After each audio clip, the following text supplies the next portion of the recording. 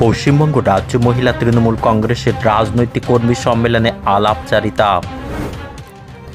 উত্তর ২৪ পরগনা জেলার বসিরহাট মহকুমার স্বরূপনগর মহিলা তৃণমূল কংগ্রেসের উদ্যোগে মমতা বন্দ্যোপাধ্যায়ের নির্দেশে বনগাঁ সাংগঠনিক জেলা মহিলা তৃণমূল কংগ্রেসের রাজনৈতিক কর্মী সম্মেলন আলাপচারিতা অনুষ্ঠিত হল স্বরূপনগরের মালঙ্গপাড়া কেসিবি ইনস্টিটিউশনে। এই সম্মেলনে স্বরূপনগরের বিভিন্ন প্রান্ত থেকে কর্মী সমর্থকেরা যোগদান করেন। উপস্থিত ছিলেন স্বরূপনগরের বিধায়ক বীণা মণ্ডল, বনগাঁ সাংগঠনিক জেলার মহিলা সভানেত্রী ইলা বাগচি, বনগাঁ সাংগঠনিক জেলা তৃণমূল কংগ্রেসের সভাপতি বিশ্বজিৎ দাস সহ অন্যান্য নেতৃবৃন্দ। 100 দিনের কাজের টাকা বন্ধ করে দিয়েছে, আবাস যোজনার বাড়ির টাকা, গ্রামের গরিব মানুষের বাড়ির টাকা বন্ধ করে দিয়েছে।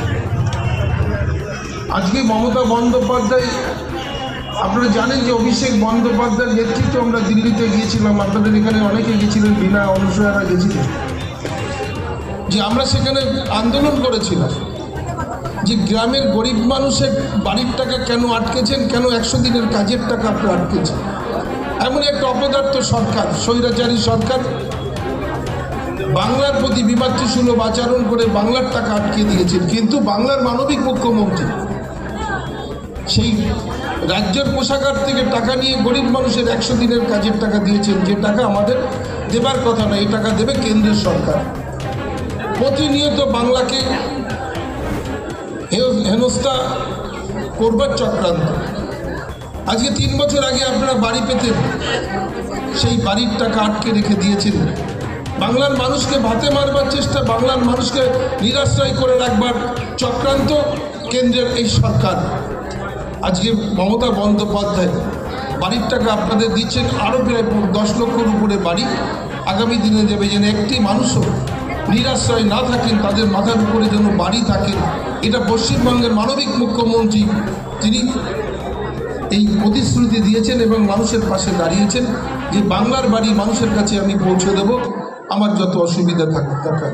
একটা প্রকল্প কিন্তু বন্ধ করেনি, যে আজকে আপনাদের বাড়ির টাকা দিচ্ছে, 100 দিনের কাজের টাকা দিচ্ছেন, আজকে প্রচুর রাস্তাঘাটের টাকা দিচ্ছেন, ব্রিজ দিচ্ছেন, কিন্তু কোনো প্রকল্প বন্ধ না করে, কেন্দ্রীয় সরকারের কোনো টাকা না নিয়ে বাংলায় মানবিক মুখ্যমন্ত্রী মমতা বন্দ্যোপাধ্যায় আপনাদের সেই কাজ কিন্তু করে দিচ্ছে।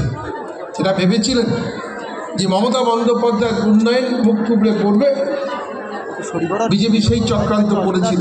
এরা আমাদের বাংলার মানুষকে ভালোবাসে না, তাই বাংলার মানুষের প্রতি এদের এই বঞ্চনা, যে বাংলার মানুষকে ভাতে মারবার চক্রান্ত, বাংলার মানুষকে নিরাশ্রয় করে রাখবার চক্রান্ত, এই চক্রান্ত বিজেপি করছে। এর মধ্যে দাঁড়িয়ে মমতা বন্দ্যোপাধ্যায় আজকে মহিলাদের যে অগ্রাধিকার দিয়েছে, ভারতবর্ষের রাজনীতিতে বিজেপি শাসিত যে রাজ্যগুলি রয়েছে, সেই রাজ্যের কোনো মুখ্যমন্ত্রী এই প্রকল্প আনতে পারেন না, যে আজকে আমার ঘরের মা বোনেরা লক্ষ্মীর ভাণ্ডার পাচ্ছে।